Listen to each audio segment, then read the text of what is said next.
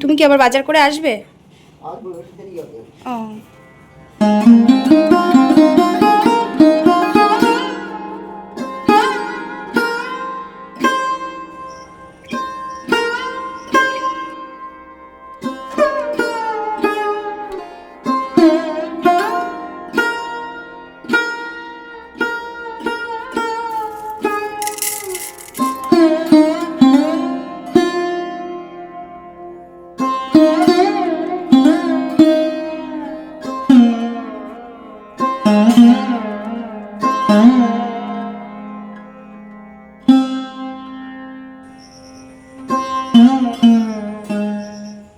Hello everyone, welcome back to my channel.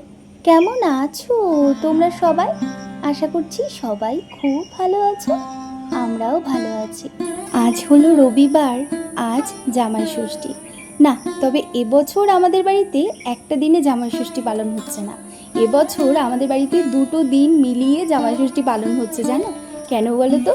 তার কারণ ওই যে প্রথমেই বলে দিলাম, আজ তো রবিবার। রবিবার মানেই তো আমাদের বাড়িতে নিরামিষ খাওয়া দাওয়া হয়। তো আজকে নিরামিষের মধ্যে সমস্ত ভোজন তৈরি করা হবে একমাত্র জামাইয়ের জন্য, আর আমিষের যত আইটেম থাকবে সেটা কালকে হবে। আর এখন তোমাদের সাথে আমি কী শেয়ার করছি জানো, আমাদের বাড়িতে এত পরিমাণে তুলসী চারা হয়েছে, মানে তোমাদের যদি কারোর লাগে চলে আসতে পারো, একদম নির্দ্বিধায় নিয়ে যেতে পারো। আর এইটা হচ্ছে পান গাছ, দেখো কি সুন্দর না পান গাছটা। প্রতি বৃহস্পতিবার মা কিন্তু এখান থেকেই একটা করে পান নিয়ে মা লক্ষ্মীর ঘটে দেয়। জানো তো, আমাদের বাড়িতে প্রচুর গাছ রয়েছে। এই যেমন ধরো এই গাছটা হচ্ছে একটা লেবু গাছ। এই গাছটা আমার বাবার ভীষণ পছন্দের একটা গাছ। ঠিক তেমনি আমাদের বাড়িতে সবথেকে বেশি গাছ পাগল হচ্ছে আমার বাবা, তারপরে আমার মা। তো সেই কারণে আমাদের বাড়িতে প্রচুর গাছ আছে। তো একটা ভিডিওতে তো আর সব গাছ দেখানো সম্ভব না, তবে ইচ্ছে রয়েছে একদিন পুরো বাড়িটা তোমাদেরকে ঘুরিয়ে দেখাবো। আর কোথায় কোন গাছটা রয়েছে, আমাদের বাড়িটা ঠিক কেমন দেখতে, সেটা অবশ্যই তোমাদের সাথে শেয়ার করব। কেমন? সকালবেলা চা খেয়ে উঠেই আমরা আর বসে থাকিনি, এখন দুপুরের খাওয়া দাওয়ার আয়োজন শুরু হয়েছে। তো আজকে না, যেহেতু নিরামিষ খাওয়া দাওয়ার দিন, তো আজকে তো আবার জামাই ষষ্ঠী, তো সব কিছু মাথায় রেখেই মা আজকে ঠিক করেছে মায়ের বাবার বাড়ির জমির চাল দিয়ে, মানে গোবিন্দভোগ চাল দিয়ে আজকে রান্না হবে বাসন্তী পোলাও, তার সাথে কাশ্মীরি আলুর দম।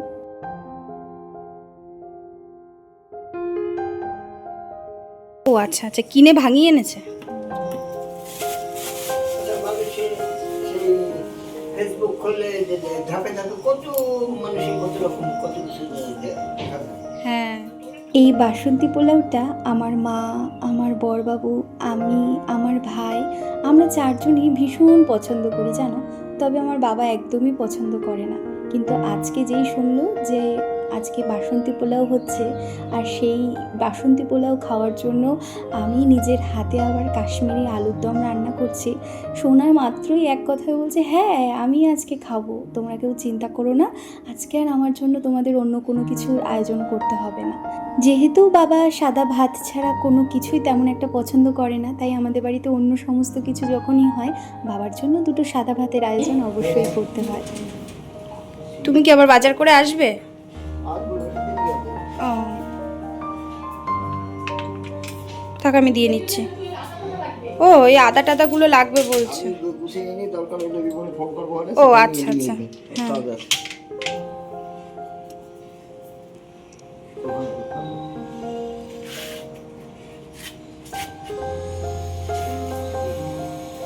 আজকে আমাদের সকালবেলার জলখাবারের আয়োজনে রয়েছে রুটি আর আলু চচ্চড়ি, যেটা কালো জিরে ফোড়ন দিয়ে কাঁচা লঙ্কা চিড়ে মা রান্না করে। তবে আজকের আলু চচ্চড়ি কিন্তু আমি রান্না করেছি। আমি যখনই এখন বাড়িতে আসি, ইচ্ছে হয় কি ঠিক নিজের সংসারটা যেমনভাবে সামলাই, আজ না হয় মায়ের সংসারটাও একটু সামলে মাকে সাহায্য করি। এর পেছনে একটা প্রধান কারণ হচ্ছে, যখন আমি অনেক ছোট ছিলাম, মা কিছু একটা কাজ করতে বলতো।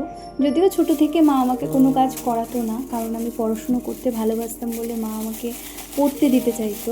তারপরে তো আবার গান, আঁকা এগুলো ছিল। তো তারপরেও হয় না যে কোনো একটা সময় মায়ের অসুবিধা হচ্ছে, তো মা আমাকে বললো যে তুমি একটুখানি এটা একটু করে দাও। আমি সাথে সাথেই না করে দিতাম। তারপরে যখন বিয়ে হয়ে গেল, বিয়ের পরে যখন আমি অন্য একটা বাড়িতে চলে গেলাম, সেখানে গিয়ে তারপরে অনেক কিছু শিখলাম, জীবনে অনেক কিছু অর্জন করলাম, নিজের সংসারটাকে এখন সুন্দরভাবে আগলে রাখতে শিখলাম মায়ের কাজগুলো স্মরণ করে করে করে। এখন খুব ভালো করে এটা মনে হয়, খুব বুঝি যে কেন তখন মাকে একটু সাহায্য করিনি। তখন যদি মাকে একটু সাহায্য করতাম তাহলে আজকে হয়তো মায়ের কথা ভেবে এত বেশি মন খারাপ হতো না। তো সেই কারণেই এখন যখন বাড়িতে আসি সেই ভুলগুলোকে শুধরে নেওয়ার চেষ্টা করি। ওই যে একটা কথাই আছে না, দাঁত থাকতে দাঁতের মর্ম দিতে শেখো, না হলে পরে আফসোস করেও কোনো কুল থাকবে না। এখন আমি কি করছি বলো তো, একটু জিরে শুকনো খোলায় ভালো করে টেলে নিয়ে তারপরে এই যে মিক্সিতে গুঁড়ো করে দিচ্ছি, যাতে মায়ের যখন শরীর খারাপ হবে মা যেন মশলা বেটে না রান্না করে। এই যে এই গুঁড়ো মশলাটা দিয়েই রান্না করবে। আবার এই কৌটোটার মধ্যে ভরে রেখে দিয়ে গেলাম। এরকম করেই দু একটা কাজকর্ম করে দিয়ে যায়। আর পরে না মা ফোন করে এই কথাগুলোই বলে আর মায়ের চোখে জল চলে আসে। এই দেখো এখানে আমার জন্য মা কী রেখে দিয়েছে। এটা হচ্ছে কুমড়োর বীজ। ছোটোবেলায় এই কুমড়োর বীজের খোসা ছাড়িয়ে ছাড়িয়ে মা দিত, আর আমি না এই বীজের মধ্যে যেটা থাকে সেটা ভীষণ ভালো খেতাম। তো সেই কারণে এখনও মা আমার জন্য এরকম কুমড়োর বীজ রেখে দেয়। এটা হচ্ছে জিরে বাটা, আদা বাটা, লঙ্কা বাটা।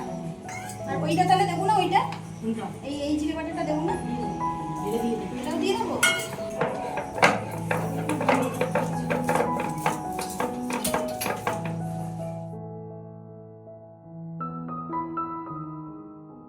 আমি যখনই বাড়িতে আসি তখনই না মায়ের সাথে এরকম নানান গল্প করি আর রান্নাঘরটা একদম গম গম করে ওঠে। আর তারপরে যখন আবার দুদিনের ছুটি ফুরিয়ে যায়, চলে যাই আবার নিজের সংসারে, তখন সেখানে গিয়ে আমারও রান্না করতে যেন কেমন ভালো লাগে না। আবার মায়েরও শুনি, মা বলে যে হাতে নাকি আর রান্না উঠতে চায় না। আমি এদিকে এখন কাশ্মীরি আলুর দম রান্না করছি। তবে এই রেসিপিটা অবশ্যই একদিন তোমাদের সাথে খুব ভালোভাবে ডিটেলসে শেয়ার করব। ঠিক আছে, চলো আজকে না হয় একটু অল্প করে শেয়ার করেই দেই, তাই না? যারা রান্নার ব্যাপারে খুবই আগ্রহী তারা এটা ঠিকই পেরে যাবে। কিছুই না, ওই জিরে আর গোটা গরম মশলা ফোড়ন দিয়ে তারপরে তেলের মধ্যে একটুখানি পাকা টমেটো হালকা হাতে নাড়াচাড়া করে নিয়ে আদা জিরে কাঁচা লঙ্কা বাটা দিয়ে ভালো করে মশলাটা কষিয়ে নিয়ে ব্যাস, তারপরে এই যে লবণ হলুদ চিনি সবটাই দিয়ে দিচ্ছি। এরপরে আরও বেশ কিছুটা সময় একটুখানি কষিয়ে নেব, যতক্ষণ পর্যন্ত তেলটা ভালো করে মশলা থেকে না বের হয়। তারপরে ওর মধ্যে কাজু বাদাম বাটা, চালমগজ বাটা আর কিশমিশ বাটা, এই তিনটি উপকরণ দিয়ে ব্যাস, তারপরে আর বেশিক্ষণ কষাবো না। কারণ কি বলতো, এই সমস্ত উপকরণ দিয়ে না খুব বেশি কষালে টেস্ট কিন্তু একটু ডিফারেন্ট হয়ে যায়। অনেক সময় তিতকুটে হয়, অনেক সময় কেমন জানি একটা টেস্ট আসে যেটা আমাদের কাছে ভালো লাগে না। তো সেই কারণেই ওই মোটামুটি ধরো 4-5 মিনিট মতো হালকা হাতে একদম লো ফ্লেমে কষিয়ে নেব, তারপরেই জল দিয়ে দেবো।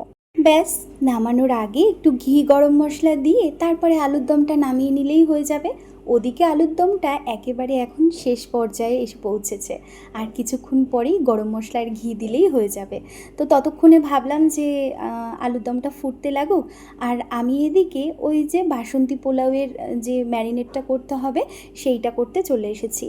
এই পোলাওয়ের ক্ষেত্রে না চালটা যদি মশলাপাতি সবটা দিয়ে একটু বেশ কিছুক্ষণ সময় যদি ম্যারিনেট করে রাখা হয় তাহলে না পোলাওয়ের সেন্ট খুব ভালো আসে আর টেস্টও খুব ভালো আসে।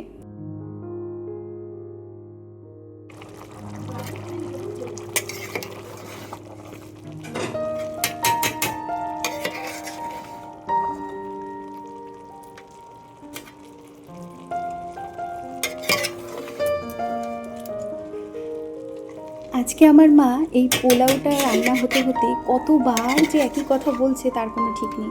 কথাটা হচ্ছে, চালটা কম হয়ে যাবে না তো রে, তুই তো বললি এতেই হয়ে যাবে, কিন্তু আমার তো মনে হচ্ছে চালটা কম হবে। আর কম হলে তো তুই ঠিক করে খেতে পারবি না, তখন তো তুই বলবি আমি যেন পেট ভরে খাই, সবাই যেন পেট ভরে খায়, মানে আমি ওরকম করি তো তাই বলছে। এই পৃথিবীতে না মায়ের মতো কেউ হয় না জানো। হয়তো অনেকে দেখায় যে মায়ের মতোই ভালোবাসে, কিন্তু না গো, মা না মাই হয়। পৃথিবীতে মায়ের কোনো বিকল্প হয় না। যখনই মায়ের এই রূপগুলো দেখি তখন মনে মনে ভাবি, কেন যে আমাদের মেয়েদের জীবনে এই যে পরিস্থিতিটা আসে, আমরা সবাইকে নিয়ে থাকতে পারি না। আমরা স্বামীর সংসার করতে গেলে পর কেন বাবা মাকে নিয়ে থাকতে পারি না।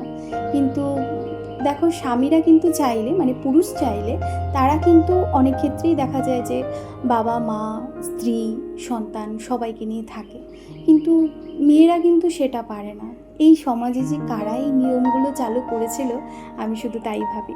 তোমাদের সাথে গল্প করতে করতে অনেক দূর পৌঁছে গিয়েছি গো। দেখো এদিকে রান্নাবান্না হয়ে গিয়েছে, স্নান হয়ে গিয়েছে, অবশেষে আমরা সবাই পরিবারে বসে পড়েছি এখন দুপুরের খাওয়া দাওয়া করতে। আমার বাবা এই কাশ্মীরি আলুর দম দেওয়ার সাথে সাথে পুরো থালাটা ফাঁকা করে দিয়েছে, তারপরে বলছে আরও একটুতে। এত ভালো খেয়েছে জানো।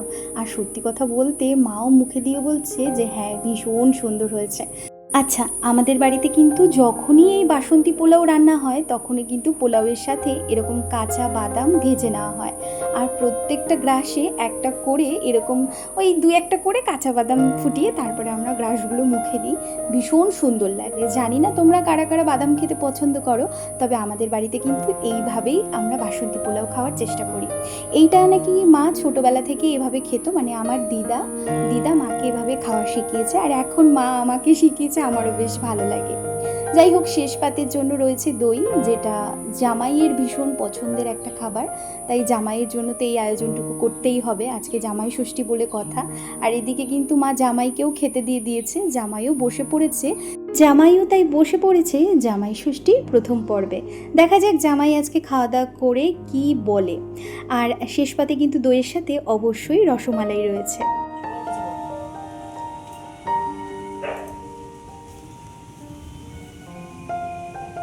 খাওয়া দাওয়া করেই চলে এসেছি ছাদে। ওই মা বলল জামা কাপড়গুলো তুলে নেবে, তাই মায়ের পিছু পিছু সেই ছোটবেলার মতো আমিও চলে এসেছি ছাদে। তার সাথে একটু মায়ের সাথে একটু গল্পও করা যাবে। ব্যাস, এরপরে নিচে গিয়ে মা আবার সন্ধ্যা প্রদীপ দেবে। আর আমি না এই নাইটিটায় জামের দাগ লাগিয়ে ফেলেছি জানো, তো মা আমাকে বকাবকি করছে কেন আমি এত সুন্দর নাইটিটায় জামের দাগ লাগিয়ে ফেললাম। বেশ অনেক দিন আগেই মায়ের সবসময় পরার যে নাকেরটা, সেই নাকেরটা না ভেঙে গিয়েছে, যদিও বেশি দিন বয়স হয়নি জানো।